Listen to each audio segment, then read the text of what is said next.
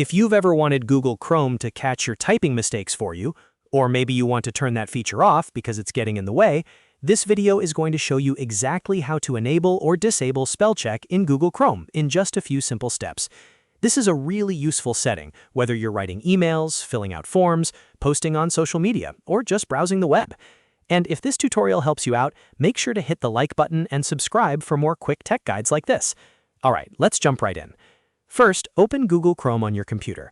You can do this from your desktop, taskbar, start menu, or applications folder, depending on your device. Once Chrome is open, look at the top right corner of the browser window. That's where you'll find the three dots menu, which is Chrome's main menu. Click those three dots to open it. A drop-down menu will appear with several options.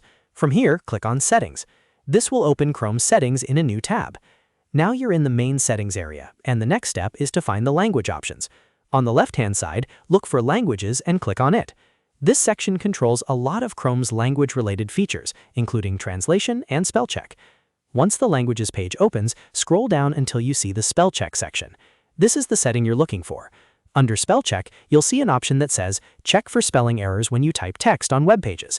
If you want to enable spell check, make sure this option is turned on. Once it's on, Chrome will underline misspelled words as you type in text boxes and forms across websites. If you want to disable spell check instead, simply turn that same option off. Turning it off will stop Chrome from checking your spelling while you type on web pages. And that's really all there is to it. You've now learned how to enable or disable spell check in Google Chrome using the built-in settings. It only takes a few clicks, and once you know where to look, it's very easy to change anytime you want.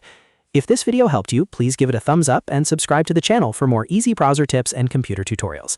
Thanks for watching, and I'll see you next one.